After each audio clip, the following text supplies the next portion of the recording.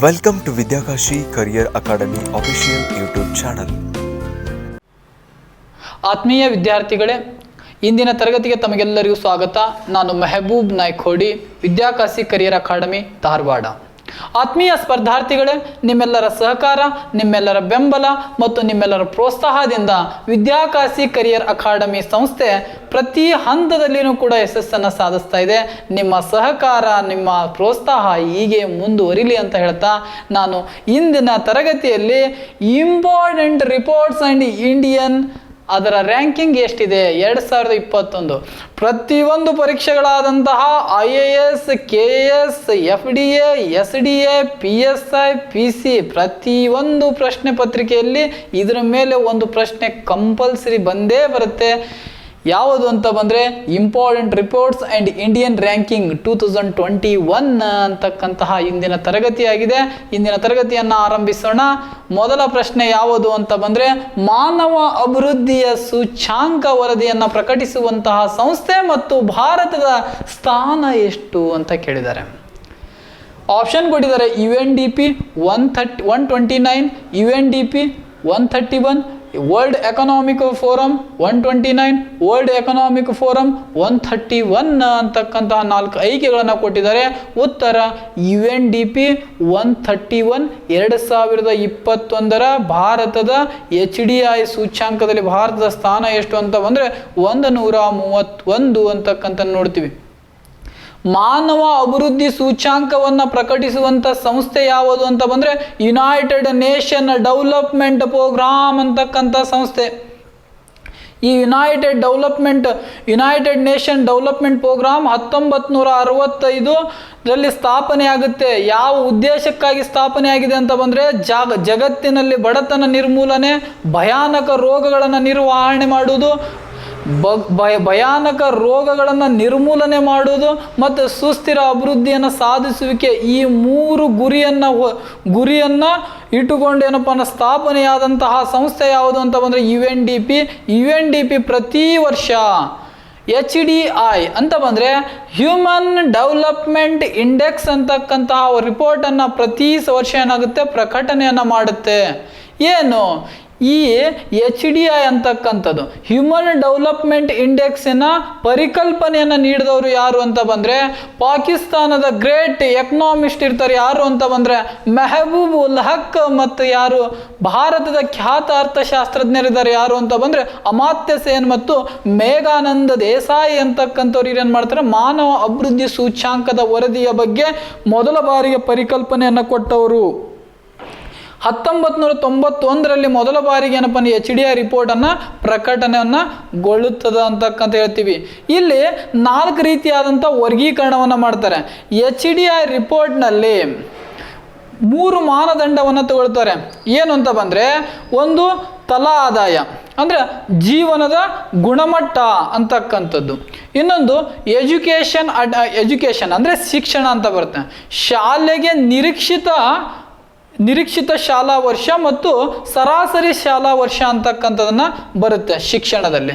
ಮತ್ತು ದೀರ್ಘ ಮತ್ತು ಆರೋಗ್ಯವಂತನ ಜೀವಿತಾವಧಿ ಅಂತಕ್ಕಂತಹ 3 ಮಾನದಂಡವನ್ನು ಆಧರಿಸಿ HDI 189 ದೇಶಗಳಲ್ಲಿ ಸಂಚರಿಸಿ ಏನಪ್ಪ ಅಂದರೆ ಸಮೀಕ್ಷೆಯನ್ನು ಮಾಡಿ UNDP HDI ರಿಪೋರ್ಟನ್ನು ಬಿಡುಗಡೆ ಮಾಡುತ್ತೆ. 4 ದೇಶಗಳನ್ನಾಗಿ ವರ್ಗೀಕರಣ ಮಾಡುತ್ತೆ. 0.8 ಇಂದ 1 ತನಕ ಇರುವಂತಹ ಅಂಕ ಇದು ವೆರಿ ಹೈ ಡೆವಲಪ್ಡ್ ಕಂಟ್ರೀಸ್ ಅಂತ ಕರೀತಾರೆ. ಬರೇ ಡೆವಲಪ್ಡ್ ಕಂಟ್ರೀಸ್ 0.7 ಇಂದ 0.799 ತನಕ ಇರುವಂತಹ ಅಂಕವನ್ನು ಹೊಂದಿರುವಂತಹ ದೇಶಗಳನ್ನು ಡೆವಲಪ್ಡ್ ನೇಷನ್ ಅಥವಾ ಅಭಿವೃದ್ಧಿಶೀಲ ರಾಷ್ಟ್ರಗಳು ಅಂತ ಕರೀತಾರೆ. ಹೌದಾ? 0.55 ಇಂದ 0.699 ತನಕ ಇರುವಂಥ ಅಂಕ ಗಳಿಸಿರುವಂಥ ರಾಷ್ಟ್ರಗಳನ್ನು ಮಧ್ಯಮ ಅಥವಾ ಅಭಿವೃದ್ಧಿ ಹೊಂದುತ್ತಿರುವ ರಾಷ್ಟ್ರಗಳು ಮಿಡಲ್ ಡೆವಲಪ್ಡ್ ಕಂಟ್ರೀಸ್ ಅಂತ ಕರೀತಾರೆ. 0.55ಗಿಂತ ಕಡಿಮೆ ಇರುವಂತಹ ಅಂಕಗಳು ಹೊಂದಿರುವಂಥ ರಾಷ್ಟ್ರಗಳನ್ನು ಅಭಿವೃದ್ಧಿ ಕಾಣದ ರಾಷ್ಟ್ರಗಳು ಅಥವಾ ಅಭಿವೃದ್ಧಿ ಕಾಣದ ರಾಷ್ಟ್ರಗಳು ಅಂತಕ್ಕಂಥದನ್ನು ವರ್ಗೀಕರಣವನ್ನು ಮಾಡ್ತಾರೆ. ಇದರಿಂದ 2021 ಮಾನವ ಅಭಿವೃದ್ಧಿ ಸೂಚ್ಯಾಂಕದಲ್ಲಿ ಅಗ್ರಸ್ಥಾನದಲ್ಲಿರುವಂಥ ದೇಶ ಯಾವುದು ಅಂತ ಬಂದರೆ ಅದು ನಾರ್ವೆ. ಕೊನೆಯ ಸ್ಥಾನದಲ್ಲಿರುವುದು ಯಾವುದು ಅಂತ ಬಂದರೆ ಬೆಲಾರಸ್ ಅಂತಕ್ಕಂಥ ನೋಡ್ತೀವಿ. 131ನೇ ಸ್ಥಾನವನ್ನು ಪಡೆದಿದೆ ಭಾರತ. 0.645 ಅಂಕದೊಂದಿಗೆ 131ನೇ ಸ್ಥಾನದಲ್ಲಿದೆ ಭಾರತ 2021ರ ವರದಿಯ ಪ್ರಕಾರ.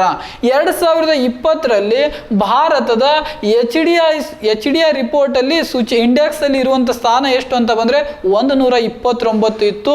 2 ಏನಪ್ಪ ಅಂಕಗಳನ್ನು ಕಳೆದುಕೊಂಡು ಏನಪ್ಪ ಅಂದರೆ ಹಿನ್ನಡೆಯನ್ನು ಹೋಗಿದ್ದೀವಿ. ಎಷ್ಟು? 2021ರ ಮಾನವ ಅಭಿವೃದ್ಧಿ ಸೂಚ್ಯಾಂಕದ ವರದಿಯಲ್ಲಿ ಭಾರತದ ಸ್ಥಾನ ಎಷ್ಟು ಅಂತ ಬಂದರೆ ಅದು 131 ಅಂತಕ್ಕಂಥ ನೋಡ್ತೀವಿ. ಅಲ್ಲಿ ಈ ಪ್ರಕಟಿಸುವ ಸಂಸ್ಥೆ ಯಾವುದಂತ ಬಂದರೆ ಯುನೈಟೆಡ್ ನೇಷನ್ ಡೆವಲಪ್ಮೆಂಟ್ ಪ್ರೋಗ್ರಾಮ್ ಅಂತಕ್ಕಂತಹ ಸಂಸ್ಥೆ ಇದು ಪ್ರಕಟಣೆಯನ್ನು ಮಾಡುತ್ತಾ ಭಾರತದ ಸ್ಥಾನ ಎಷ್ಟು ಅಂತ ಬಂದರೆ 131 ಅಂತಕ್ಕಂಥ ನೋಡ್ತೀವಿ. ಎರಡನೇ ಪ್ರಶ್ನೆಯನ್ನು ಕೇಳಿದ್ದಾರೆ, ಜಾಗತಿಕ ಲಿಂಗ ಅಸಮಾನತೆಯ ಸೂಚ್ಯಾಂಕ ಪ್ರಕಟಿಸುವಂಥ ಸಂಸ್ಥೆ, ಗ್ಲೋಬಲ್ ಜೆಂಡರ್ ಗ್ಯಾಪ್ ರಿಪೋರ್ಟ್ ಅಂತಕ್ಕಂಥದ್ದು ಪಬ್ಲಿಷ್ಡ್ ಮಾಡುವಂತಹ ಸಂಸ್ಥೆ ಅಥವಾ ಪ್ರಕಟಿಸುವಂಥ ಸಂಸ್ಥೆ ಯಾವುದು ಅಂತಹ ಪ್ರಶ್ನೆಯನ್ನು ಕೇಳಿದರೆ ಆಪ್ಷನ್ ಎ ಕೊಟ್ಟಿದ್ದಾರೆ world Economic Forum, option B ಕೊಟ್ಟಿದ್ದಾರೆ ಯುನೈಟೆಡ್ ನೇಷನ್ ಡೆವಲಪ್ಮೆಂಟ್ ಪ್ರೋಗ್ರಾಮ್ ಅಂತ ಕೊಟ್ಟಿದ್ದಾರೆ. ಇನ್ನೊಂದು ಕೊಟ್ಟಿದ್ದಾರೆ C option Institute for economics and piece ಅಂತಕ್ಕಂತಹ ಸಂಸ್ಥೆ. ಆಪ್ಷನ್ ಡಿ ಕೊಟ್ಟಿದ್ದಾರೆ ಕ್ಲೈಮೇಟ್ ಆಕ್ಷನ್ ನೆಟ್ವರ್ಕ್ ಅಂತಕ್ಕಂಥ 4 ಆಪ್ಷನ್ಗಳು ಕೊಟ್ಟಿದ್ದಾರೆ. ಉತ್ತರ ವರ್ಲ್ಡ್ ಎಕನಾಮಿಕ್ ಫೋರಮ್. ಯಾವುದು? World Economic Forum. ಜಾಗತಿಕ ಲಿಂಗ ಅಸಮಾನತೆಯ ಸೂಚ್ಯಾಂಕ ಪ್ರಕಟಿಸುವಂಥ ಸಂಸ್ಥೆ ಏನಪ್ಪ ಅಂದ್ರೆ ವಿಶ್ವ ಆರ್ಥಿಕ ವೇದಿಕೆ ಅಂತ ಕರಿತೀವಿ. ಏನು ವರ್ಲ್ಡ್ ಎಕನಾಮಿಕ್ ಫೋರಮ್ಮು ಯಾವ ಮಾನದಂಡಗಳನ್ನು ಆಧರಿಸಿ ಜಾಗತಿಕ ಲಿಂಗ ಅಸಮಾನತೆಯ ವರದಿಯನ್ನು ಪ್ರಕಟಿಸುತ್ತೆ ಅಂತ ಬಂದರೆ ಮೊಟ್ಟ ಮೊದಲ ಮಾನದಂಡ ಯಾವುದು ಅಂತ ಬಂದರೆ ಮಹಿಳಾ ಸಬಲೀಕರಣ, ವುಮೆನ್ ಎಂಪವರ್ಮೆಂಟ್ ಅಂತಕ್ಕಂಥದ್ದು. ಆರ್ಥಿಕವಾಗಿ ಭಾಗವಹಿಸುವಿಕೆ, ರಾಜಕೀಯವಾಗಿ ಭಾಗವಹಿಸುವಿಕೆ, ಶಿಕ್ಷಣದಲ್ಲಿ ಏನಪ್ಪ ಅಂದ್ರೆ ಪ್ರಗತಿಯನ್ನು, ಮತ್ತೇನಪ್ಪ ಅಂದ್ರೆ ಶೈಕ್ಷಣಿಕ ಮತ್ತು ಸಾಮಾಜಿಕ ಸ್ವಾತಂತ್ರ್ಯ ಮತ್ತು ಸಾಮಾಜಿಕ ಬೆಂಬಲ ಅಂತಕ್ಕಂತಹ ಇವೆಲ್ಲ ಮಾನದಂಡವನ್ನು ಆಧರಿಸಿ 156 ದೇಶಗಳಲ್ಲಿ ಸಂಚರಿಸಿ ಈ ಸಮೀಕ್ಷೆಯನ್ನು ಮಾಡಿ ಈ ಪ್ರತಿ ವರ್ಷ ವರ್ಲ್ಡ್ ಎಕನಾಮಿಕ್ ಫೋರಮ್ ಜಾಗತಿಕ ಲಿಂಗ ಅಸಮಾನತೆ ವರದಿಯನ್ನು ಪ್ರಕಟಿಸುತ್ತೆ. ಅದು 2021ರಲ್ಲಿ ಭಾರತದ ಜಾಗತಿಕ ಲಿಂಗ ಅಸಮಾನತೆಯ ಸೂಚ್ಯಾಂಕದಲ್ಲಿ ಭಾರತದ ಸ್ಥಾನ ಎಷ್ಟು ಅಂತ ಬಂದರೆ ಅದು 140 ಅಂತಕ್ಕಂಥ ಹೇಳ್ತೀವಿ. ನೋಡಿ 2020ರಲ್ಲಿ ಭಾರತ ಜಾಗತಿಕ ಲಿಂಗ ಅಸಮಾನತೆಯ ವರದಿಯಲ್ಲಿ ಭಾರತದ ಸ್ಥಾನ 112 ಇತ್ತು. 2021ಕ್ಕೆ ಅಂದರೆ 1 ವರ್ಷಗಳ ನಂತರ 28 ಸ್ಥಾನಗಳು ಹಿನ್ನಡೆಯನ್ನು ಬಂದಿದ್ದಾವೆ. ಅದರಲ್ಲಿಯೂ ಕೂಡ ದಕ್ಷಿಣ ಏಷ್ಯಾದ ರಾಷ್ಟ್ರಗಳಲ್ಲಿ ಅತ್ಯಂತ ಕಳಪೆ ಮಟ್ಟದ ಪ್ರಗತಿಯನ್ನು ಕಂಡಿರುವಂತಹ ದೇಶ ಯಾವುದು ಅಂತ ಬಂದದ್ದು ಭಾರತ ಅಂತಕ್ಕಂಥದ್ದನ್ನು ನೋಡ್ತೀವಿ. ಇಲ್ಲಿ ಜಾಗತಿಕ ಲಿಂಗ ಅಸಮಾನತೆ ವರದಿಯಲ್ಲಿ ಅಗ್ರಸ್ಥಾನದಲ್ಲಿರುವಂತಹ ದೇಶ ಯಾವುದು ಅಂತ ಬಂದರೆ ನಾರ್ವೆ.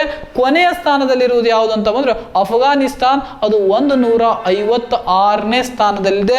ಭಾರತ 140ನೇ ಸ್ಥಾನದಲ್ಲಿದೆ. ಇದು ಯಾವ ಮಾನದಂಡಗಳನ್ನು ಆಧರಿಸುತ್ತೆ ಅಂತ ಬಂದರೆ ಮಹಿಳಾ ಸಬಲೀಕರಣ, ಆರ್ಥಿಕವಾಗಿ ಭಾಗವಹಿಸುವಿಕೆ, ರಾಜಕೀಯವಾಗಿ ಭಾಗವಹಿಸುವಿಕೆ, ಮತ್ತೇನಪ್ಪ ಅಂದರೆ ಇದು ಶಿಕ್ಷಣದಲ್ಲಿ ಪ್ರಗತಿ ಅಂತಕ್ಕಂತಹ 4 ಮಾನದಂಡಗಳನ್ನು ಆಧರಿಸಿ ವರ್ಲ್ಡ್ ಎಕನಾಮಿಕ್ ಫೋರಮ್ ಅಂದರೆ ವಿಶ್ವ ಆರ್ಥಿಕ ವೇದಿಕೆ ಜಾಗತಿಕ ಲಿಂಗ ಅಸಮಾನತೆಯ ಸೂಚ್ಯಾಂಕವನ್ನು ಪ್ರತಿ ವರ್ಷ ಪ್ರಕಟಿಸುತ್ತೆ. ಭಾರತದ 2020ರಲ್ಲಿ 112ನೇ ಸ್ಥಾನದಲ್ಲಿದ್ದಂಥ ಭಾರತ 2021ರಲ್ಲಿ 140ನೇ ಸ್ಥಾನಕ್ಕೆ ಇಳಿಮುಖವನ್ನು ಕಂಡಿದೆ ಅಂತಕ್ಕಂಥದ್ದನ್ನು ನೋಡ್ತೀವಿ. ಇಲ್ಲಿ UNDP ಅಂತಕ್ಕಂತಹ ಆಪ್ಷನ್ ಕೊಟ್ಟಿದ್ದಾರೆ.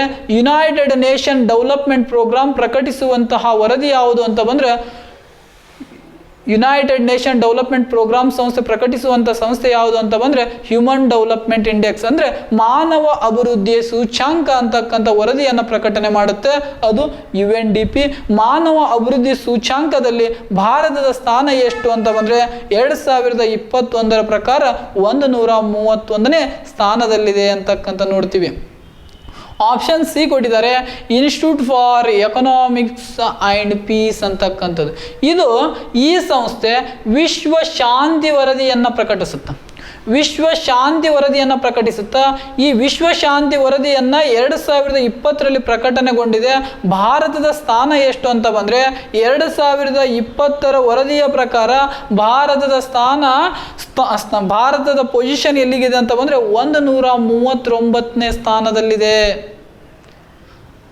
ಆಪ್ಷನ್ ಡಿ ಕೊಟ್ಟಿದ್ದಾರೆ, ಕ್ಲೈಮೇಟ್ ಆಕ್ಷನ್ ನೆಟ್ವರ್ಕ್ ಅಂತಕ್ಕಂಥದ್ದು ಹವಾಮಾನ ಬದಲಾವಣೆಯ ಕಾರ್ಯದಕ್ಷತೆ ಅಂತಕ್ಕಂತಹ ಒಂದು ವರದಿಯನ್ನು ಪ್ರಕಟಣೆ ಮಾಡುತ್ತೆ.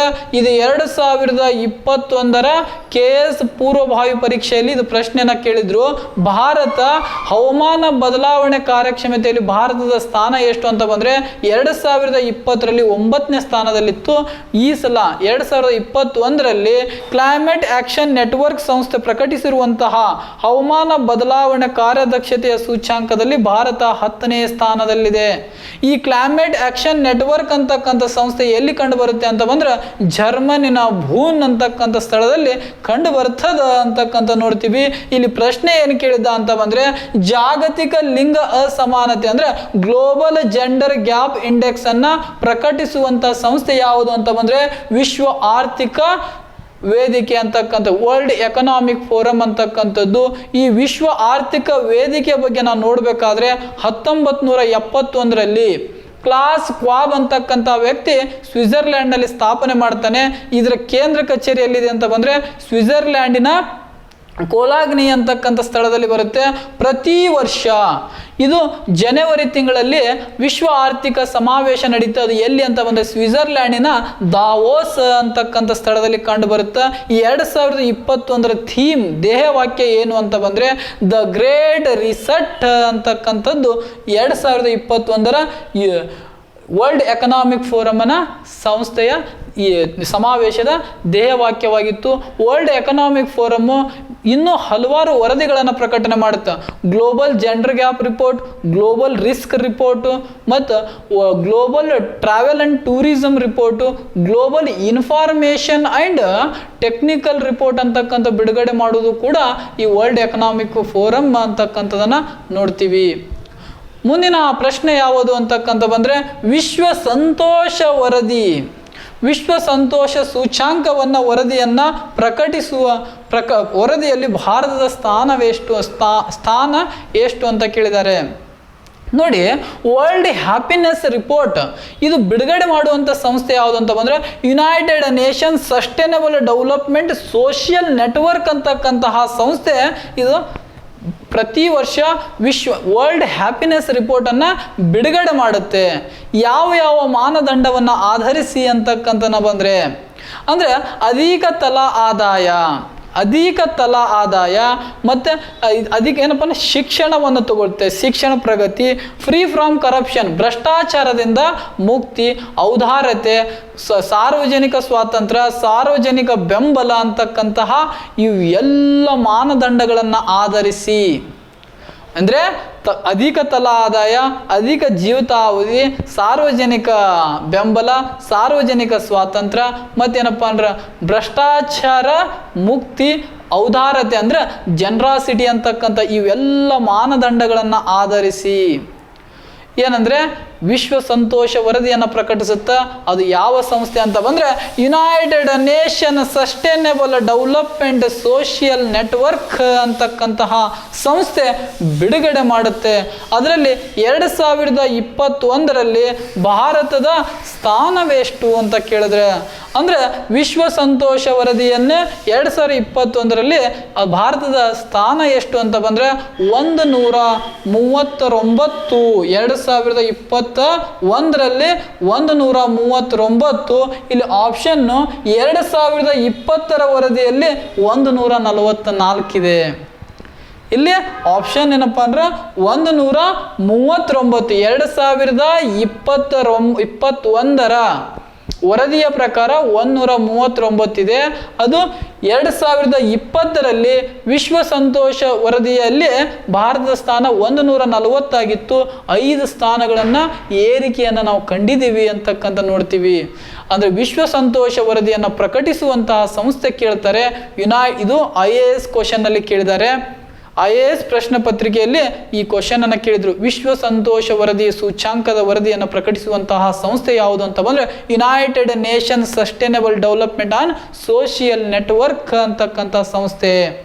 2021ರಲ್ಲಿ ವಿಶ್ವ ಸಂತೋಷ ವರದಿಯಲ್ಲಿ ಭಾರತದ ಸ್ಥಾನ ಎಷ್ಟು ಅಂತ ಬಂದ್ರೆ 139.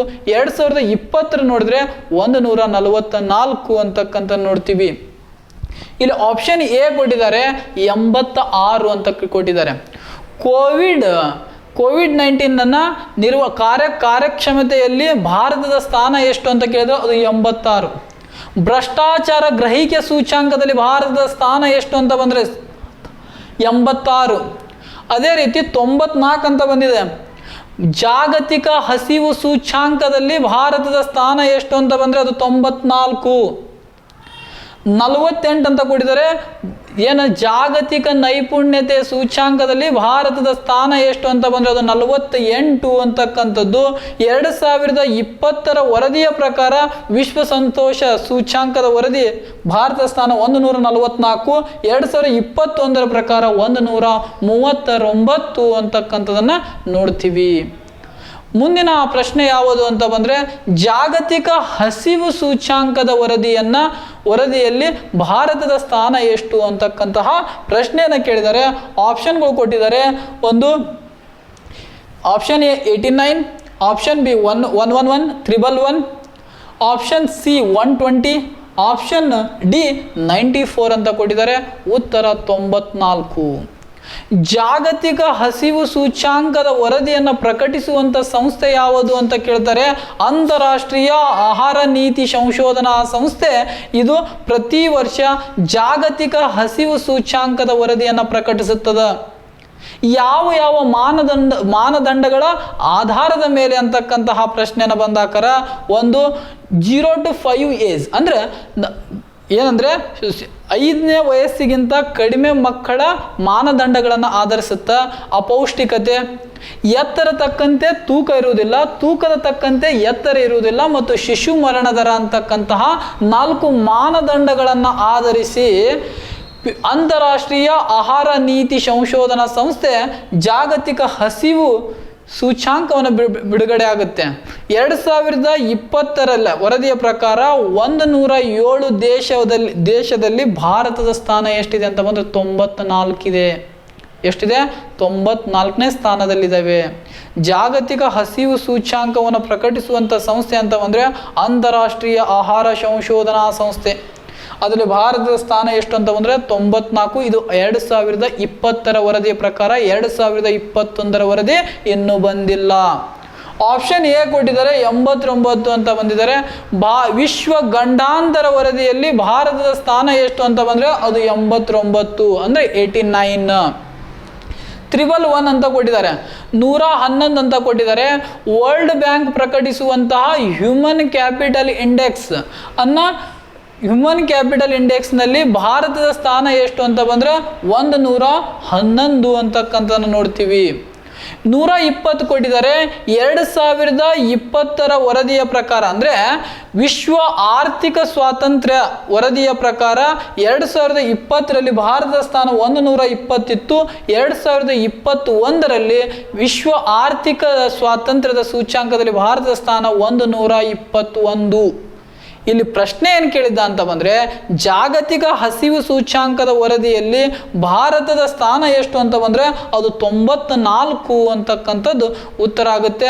ಅದರ ಮಾನದಂಡ ಮತ್ತು ಅದು ಪ್ರಕಟಿಸುವಂಥ ಸಂಸ್ಥೆ ಮತ್ತು ಜಾಗತಿಕ ಹಸಿವು ಸೂಚ್ಯಾಂಕದಲ್ಲಿ ಪ್ರಥಮ ಮತ್ತು ಕೊನೆಯ ರಾಷ್ಟ್ರಗಳು ಮತ್ತು ಭಾರತದ ಸ್ಥಾನ ಅತ್ಯಂತ ಪ್ರಮುಖವಾದಂತಹ ವಿಷಯಗಳಾಗಿರ್ತವೆ, ಅದು ಪರೀಕ್ಷಾ ದೃಷ್ಟಿಯಿಂದ. ಮುಂದಿನ ಪ್ರಶ್ನೆಯನ್ನು ಕೊಟ್ಟಿದ್ದಾರೆ.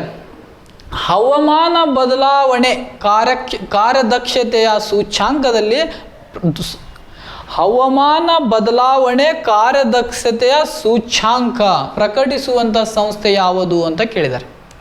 ನೋಡಿ, ಇದು ಏನಪ್ಪ ಅಂದರೆ 2020 KS ಪೂರ್ವಭಾವಿ ಪರೀಕ್ಷೆಯಲ್ಲಿ ಬಂದಿತ್ತು. ಹವಾಮಾನ ಬದಲಾವಣೆಗೆ ಸಂಬಂಧಿಸಿದಂತೆ ಅಂದರೆ ಹವಾಮಾನ ಬದಲಾವಣೆ ಕ್ಲೈಮೇಟ್ ಚೇಂಜ್ ಅಂತ ಬರುತ್ತೆ. ಹವಾಮಾನ ಬದಲಾವಣೆಯಲ್ಲಿ ಏನಪ್ಪ ಅಂದ್ರೆ ಹಸಿರು ಮನೆ ಅನಿಲ ಬರುತ್ತೆ, ಕ್ಲೈಮೇಟ್ ಚೇಂಜ್ ಇಂಜಿನಿಯರಿಂಗ್ ಬರುತ್ತೆ, ಆ್ಯಸಿಡ್ ರೇನ್ ಬರುತ್ತೆ, ಓಝೋನ್ ಪದರಿನ ಸವಕಳಿ ಬರುತ್ತೆ. ಇವೆಲ್ಲವನ್ನ ಮಾನದಂಡಗಳನ್ನು ಆಧರಿಸಿ ಕ್ಲೈಮೇಟ್ ಆ್ಯಕ್ಷನ್ ನೆಟ್ವರ್ಕ್ ಅಂತಕ್ಕಂತಹ ಸಂಸ್ಥೆ ಪ್ರತಿ ವರ್ಷ ವರದಿಯನ್ನು ಪ್ರಕಟಿಸುತ್ತೆ. 2020 ಹವಾಮಾನ ಬದಲಾವಣೆ ಕಾರ್ಯದಕ್ಷತೆಯ ಸೂಚ್ಯಾಂಕದಲ್ಲಿ ಭಾರತದ ಸ್ಥಾನ 9ನೇ ಸ್ಥಾನದಲ್ಲಿತ್ತು. ಈ ಸಲ 2021 ಹವಾಮಾನ ಬದಲಾವಣೆಯ ಕಾರ್ಯದಕ್ಷತೆ ಸೂಚ್ಯಾಂಕದ ವರದಿಯಲ್ಲಿ ಭಾರತದ ಸ್ಥಾನ 10ನೇ ಸ್ಥಾನದಲ್ಲಿದೆ. ಈ ಹವಾಮಾನ ಬದಲಾವಣೆ ಕಾರ್ಯದಕ್ಷತೆಯ ಸೂಚ್ಯಾಂಕದ ವರದಿಯನ್ನು ಪ್ರಕಟಿಸುವಂತಹ ಸಂಸ್ಥೆ ಯಾವುದು ಅಂತ ಬಂದರೆ ಕ್ಲೈಮೇಟ್ ಆ್ಯಕ್ಷನ್ ನೆಟ್ವರ್ಕ್ ಅಂತಕ್ಕಂತಹ ಸಂಸ್ಥೆ ಅಂತಕ್ಕಂಥ ನೋಡ್ತೀವಿ. ಇಲ್ಲಿ ಆಪ್ಷನ್ ಎ ಕೊಟ್ಟಿದ್ದಾರೆ, ಎಕನಾಮಿಕ್ ಇಂಟೆಲಿಜೆನ್ಸಿ ಯೂನಿಟ್ ಅಂತ ಕೊಟ್ಟಿದ್ದಾರೆ.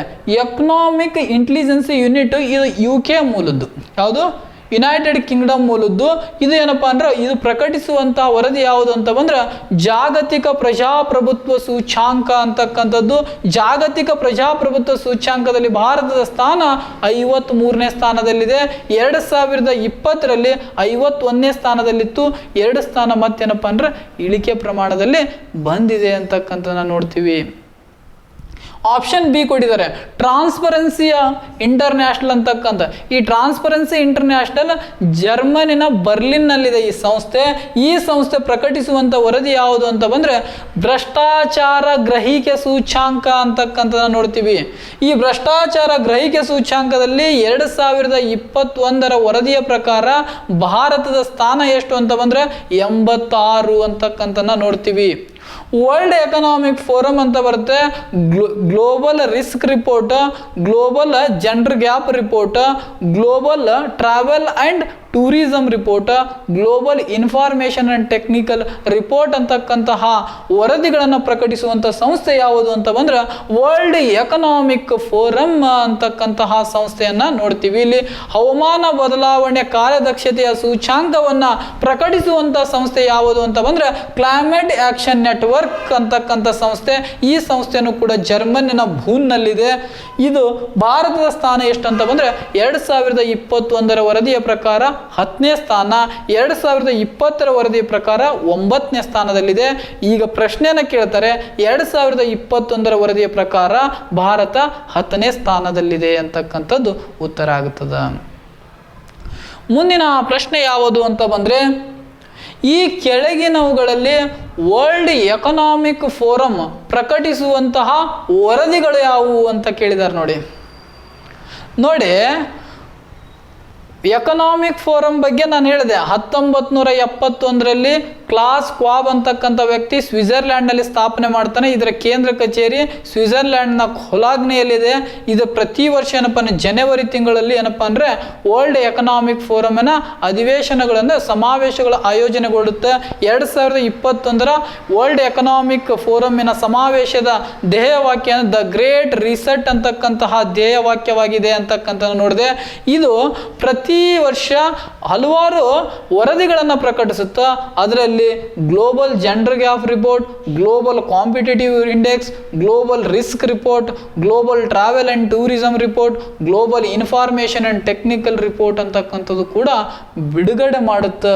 ಇದು ಯಾವುದು ಇಲ್ಲಿ ಈ ಮೇಲಿನ ಎಲ್ಲವೂ ಅಂತಕ್ಕಂಥದ್ದು ಇದು ಉತ್ತರ ಆಗುತ್ತದೆ ಅಂತಕ್ಕಂಥ ನೋಡ್ತೀವಿ. ಮುಂದಿನ ಪ್ರಶ್ನೆ ಯಾವುದು ಅಂತ ಬಂದರೆ ಈ ಕೆಳಗಿನ ಇವುಗಳಲ್ಲಿ ವರ್ಲ್ಡ್ ಬ್ಯಾಂಕ್ ಅಂದರೆ ವಿಶ್ವ ಬ್ಯಾಂಕ್ ಪ್ರಕಟಿಸುವಂಥ ವರದಿ ಯಾವುದು ಅಂತ ಕೇಳಿದ್ದಾರೆ. ನೋಡಿ ವರ್ಲ್ಡ್ ಬ್ಯಾಂಕ್ ವಿಶ್ವ ಬ್ಯಾಂಕ್ ಅಂದರೆ ಬಂದರೆ 1945ರಲ್ಲಿ ವಾಷಿಂಗ್ಟನ್ DC ಸ್ಥಾಪನೆ ಆಗುತ್ತೆ. ವರ್ಲ್ಡ್ ಬ್ಯಾಂಕಿನ ಕೇಂದ್ರ ಕಚೇರಿ ಎಲ್ಲಿದೆ ಅಂತಕ್ಕಂಥ ಪ್ರಶ್ನೆಯನ್ನು ಕೇಳ್ತಾರೆ. ಅದು ವಾಷಿಂಗ್ಟನ್ DC.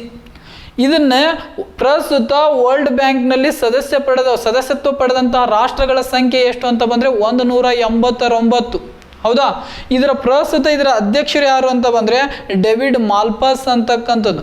ಇದನ್ನು ವರ್ಲ್ಡ್ ಬ್ಯಾಂಕಿಗೆ ವ್ಯವಸ್ಥಾಪಕ ನಿರ್ದೇಶಕರಾಗಿ ಆಯ್ಕೆಯಾದ ಭಾರತದ ಮೊದಲ ಮಹಿಳೆ ಯಾರು ಅಂತ ಬಂದರೆ ಅನ್ಯುಲಾ ಖಾಂತ್ ಅಂತಕ್ಕಂಥವಳು. ಹೌದಾ. ಈ ವರ್ಲ್ಡ್ ಬ್ಯಾಂಕು ಪ್ರತಿ ವರ್ಷ ಏನಪ್ಪ ಅಂದ್ರೆ 3 ವರದಿಗಳನ್ನು ಪ್ರಕಟಿಸುತ್ತಾ. Ease of doing business, human capital index. Human capital ಇಂಡೆಕ್ಸ್ನಲ್ಲಿ ಭಾರತದ ಸ್ಥಾನ 111 ಅಂತಕ್ಕಂಥ ಹೇಳ್ತೀವಿ. ಆಪ್ಷನ್ ಸಿ ಅಲ್ಲಿ ವರ್ಲ್ಡ್ ಡೆವಲಪ್ಮೆಂಟ್ ರಿಪೋರ್ಟ್ ಅಂತಕ್ಕಂಥ. ಈ 3 ವರದಿಗಳನ್ನು ಪ್ರಕಟಿಸುವಂಥ ಸಂಸ್ಥೆ ಯಾವುದು ಅಂತ ಬಂದರೆ ವಿಶ್ವ ಬ್ಯಾಂಕ್ ಅಂತಕ್ಕಂಥ ನೋಡ್ತೀವಿ. ಉತ್ತರ ಈ ಮೇಲಿನ ಎಲ್ಲವೂ ಅಂತಕ್ಕಂಥದ್ದು ಉತ್ತರ ಆಗುತ್ತದೆ.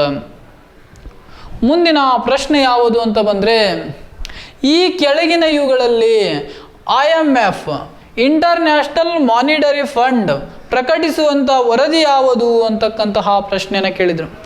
ಏನಿದು ಇಂಟರ್ನ್ಯಾಷನಲ್ ಮಾನಿಟರಿ ಫಂಡ್ ಅಂತ ಬಂದರೆ, ಇಂಟರ್ನ್ಯಾಷನಲ್ ಮಾನಿಟರಿ ಫಂಡು ಕೂಡ 1945ರಲ್ಲಿ ಸ್ಥಾಪನೆ ಆಗಿದೆ.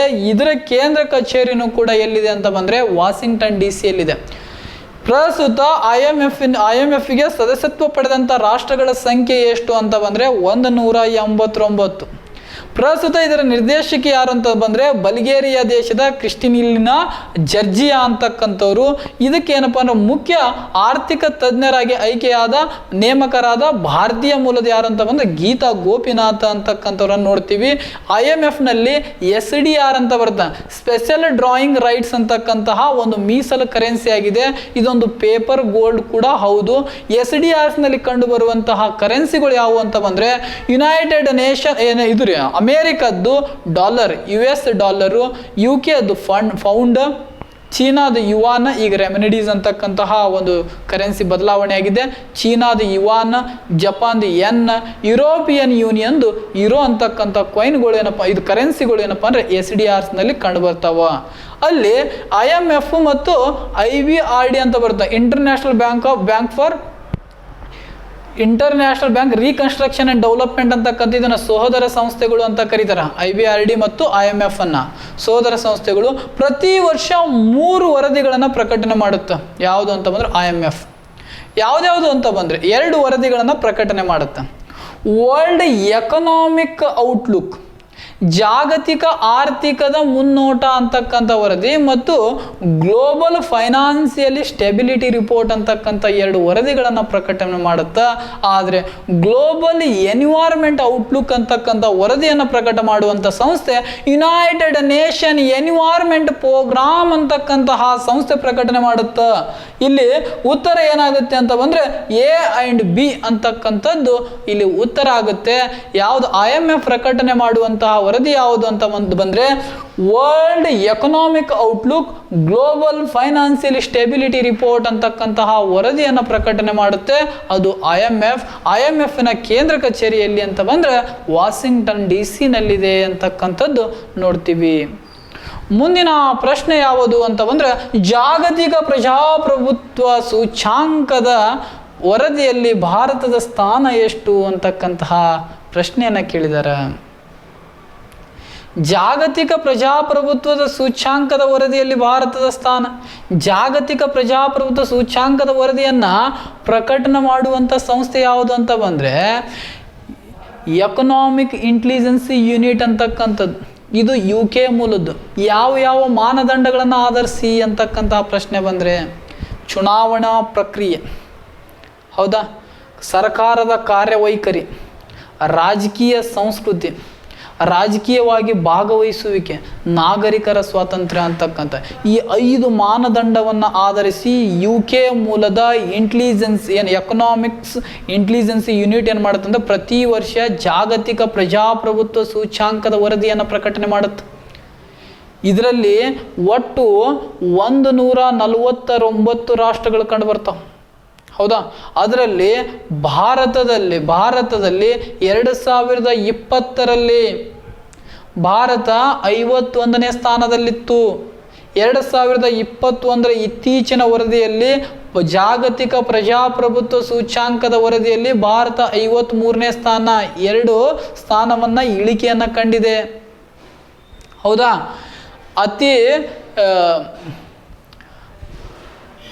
ಏನು 100 ಎಷ್ಟಂತ ಬಂದರೆ 100 ಕೊನೆಯದಲ್ಲಿ ಇರುವಂತಹ ಜಾಗತಿಕ ಪ್ರಜಾಪ್ರಭುತ್ವ ಸೂಚ್ಯಾಂಕದಲ್ಲಿ ಕೊನೆಯಲ್ಲಿ ಇರುವಂಥ ರಾಷ್ಟ್ರ ಯಾವುದಂತ ಬಂದರೆ ಉತ್ತರ ಕೊರಿಯಾ ಅಂತಕ್ಕಂಥ ನೋಡ್ತೀವಿ.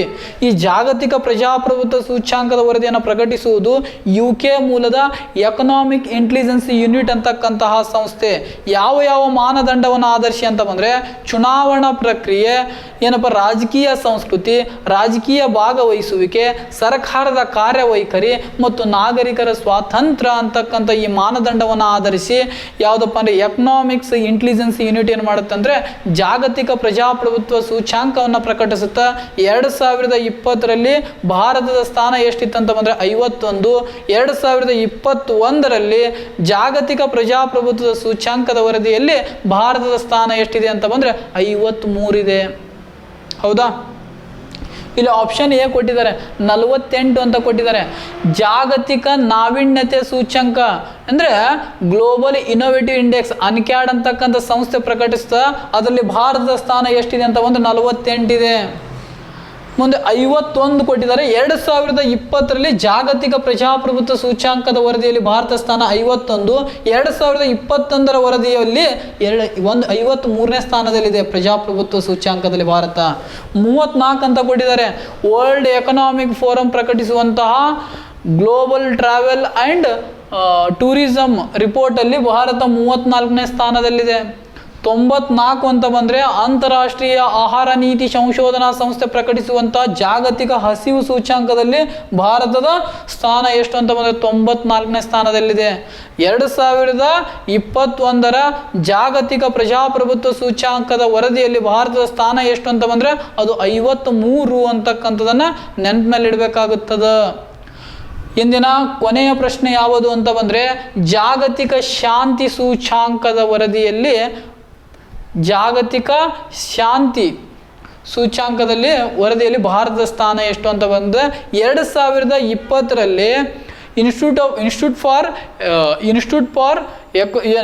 ಫಾರ್ ಎಕನಾಮಿಕ್ಸ್ ಆ್ಯಂಡ್ ಪೀಸ್ ಅಂತಕ್ಕಂತಹ ಸಂಸ್ಥೆ, institute for economics of peace ಅಂತಕ್ಕಂಥ ಸಂಸ್ಥೆ ಜಾಗತಿಕ ಶಾಂತಿ ಸೂಚ್ಯಾಂಕ ವರದಿಯನ್ನು ಪ್ರಕಟಿಸಿದೆ.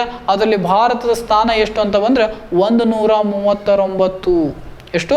139 ಅಂತಕ್ಕಂಥ ಯಾವುದಂತ institute for economics of piece ಅಂತಕ್ಕಂತಹ ಸಂಸ್ಥೆ, ಅದರಲ್ಲಿ ಭಾರತ ಸ್ಥಾನ 139. ಈ ಸಲ 139 ಇನ್ನೊಂದು ಬರುತ್ತೆ ಯಾವುದಂತ ಬಂದರೆ 2021ರ ವಿಶ್ವ happiness report, world happiness report, ವಿಶ್ವ ಸಂತೋಷ ವರದಿಯಲ್ಲಿ 2021ರಲ್ಲಿ ಭಾರತದ ಸ್ಥಾನ ಎಷ್ಟು ಅಂತ ಬಂದರೆ ಅದು 139. ಪ್ರಕಟಿಸುವಂಥ ಸಂಸ್ಥೆ ಯಾವುದಂತ ಬಂದರೆ United Nations sustainable development on social network ಅಂತಕ್ಕಂಥದ್ದು ವರ್ಲ್ಡ್ ಹ್ಯಾಪಿನೆಸ್ ರಿಪೋರ್ಟನ್ನು ಪ್ರಕಟಿಸುತ್ತಾ ಅದರಲ್ಲಿ ಭಾರತದ ಸ್ಥಾನ 139. ಜಾಗತಿಕ ಶಾಂತಿ ಸೂಚ್ಯಾಂಕದಲ್ಲಿ ಭಾರತದ ಸ್ಥಾನನೂ ಕೂಡ 139. 111 ಯಾವುದಂತ ಬಂದರೆ ಏನಪ್ಪ ಅಂದ್ರೆ ವರ್ಲ್ಡ್ ಬ್ಯಾಂಕ್ ಪ್ರಕಟಿಸುವಂತಹ ಹ್ಯೂಮನ್ ಕ್ಯಾಪಿಟಲ್ ಇಂಡೆಕ್ಸ್ನಲ್ಲಿ ಭಾರತದ ಸ್ಥಾನ ಎಷ್ಟು ಅಂತ ಬಂದರೆ 111 ಅಂತಕ್ಕಂಥದ್ದು ನೋಡ್ತೀವಿ. ಮತ್ತು UNDP United Nation Development Programme ಅಂತಕ್ಕಂಥ ಸಂಸ್ಥೆ ಪ್ರಕಟಿಸುವಂತಹ ವರದಿ ಯಾವುದಂತ ಬಂದರೆ ಮಾನವ ಅಭಿವೃದ್ಧಿ ಸೂಚ್ಯಾಂಕದಲ್ಲಿ ಭಾರತದ ಸ್ಥಾನ ಎಷ್ಟು ಅಂತ ಬಂದರೆ 131 ಅಂತಕ್ಕಂಥ ಹೇಳ್ತೀವಿ. 2020ರಲ್ಲಿ ವಿಶ್ವ ಸಂತೋಷ ವರದಿ ಭಾರತದ ಸ್ಥಾನ ಎಷ್ಟು ಅಂತ ಬಂದರೆ 144. 2021ರ ವಿಶ್ವ ಸಂತೋಷ ವರದಿಯಲ್ಲಿ ಭಾರತ ಸ್ಥಾನ 139 ಅಂತಕ್ಕಂಥದ್ದನ್ನು ನೋಡ್ತೀವಿ. ಇಲ್ಲಿ ಜಾಗತಿಕ ಶಾಂತಿ ಸೂಚ್ಯಾಂಕದ ವರದಿಯಲ್ಲಿ ಭಾರತದ ಸ್ಥಾನ ಎಷ್ಟು ಅಂತ ಬಂದರೆ 139 ಅಂತಕ್ಕಂಥದ್ದು ಉತ್ತರ ಆಗುತ್ತದೆ. ನೋಡಿ ಸ್ನೇಹಿತರೆ, ಇಂಪಾರ್ಟೆಂಟ್ ರಿಪೋರ್ಟ್ಸು ಮತ್ತು ಅದನ್ನು ಪ್ರಕಟಣೆ ಮಾಡುವಂತಹ ಸಂಸ್ಥೆ ಯಾವುದು, ಅದರಲ್ಲಿ ಭಾರತದ ಸ್ಥಾನ ಎಷ್ಟು ಅಂತಕ್ಕಂಥದ್ದನ್ನು ನಾವು 360 ಡಿಗ್ರಿಯಲ್ಲಿ ನಾವು ಏನು ಮಾಡಿದೆವು ಅಂತ ಬಂದರೆ ಚರ್ಚೆ ಮಾಡಿದ್ದೀವಿ.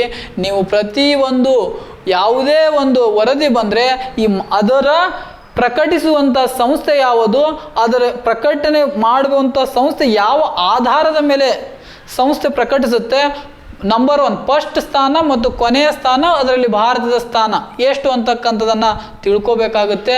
ಇವೆಲ್ಲ ಪ್ರಚಲಿತ ಘಟನೆಗಳ ಬಗ್ಗೆ ವಿದ್ಯಾಕಾಶಿ ಕರಿಯರ್ ಅಕಾಡೆಮಿ ಧಾರವಾಡ ಎಂಬ ಟೆಲಿಗ್ರಾಮ್ ಚಾನಲ್ನಲ್ಲಿ ಪ್ರತಿದಿನ 25 ಪ್ರಚಲಿತ ಘಟನೆಗಳು, ಪ್ರತಿಯೊಂದು ವರದಿಗಳ ಬಗ್ಗೆ, ಪ್ರತಿಯೊಂದು ದಿನಕ್ಕೊಂದು ಯೋಜನೆ, ಕೇಂದ್ರ ಸರ್ಕಾರ ರಾಜ್ಯ ಸರ್ಕಾರದ ಯೋಜನೆ ಮತ್ತು ದಿನದ ವಿಶೇಷತೆ ಬಗ್ಗೆ ಏನಪ್ಪಾ ಅಂದ್ರೆ ಚರ್ಚೆ ಮಾಡ್ತಾ ಇರ್ತಾರೆ ಮತ್ತು ಕ್ವಿಜ್ ಅನ್ನು ನಡೆಸ್ತಾ ಇರ್ತಾರೆ.